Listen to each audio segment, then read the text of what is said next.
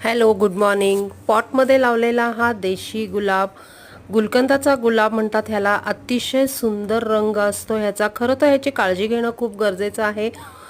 पॉटमध्ये लावल्यानंतर ह्याला भरपूर फुलं घेण्यासाठी बऱ्याच ट्रिक्स वापराव्या लागतात. वेळोवेळी ह्याचं ट्रिमिंग करायला पाहिजे. ह्याला पूर्णपणे उन्हात ठेवायचं आहे. जितकं जास्त ऊन देऊ तितके ह्याचं ब्लूमिंग जास्त होणार आहे.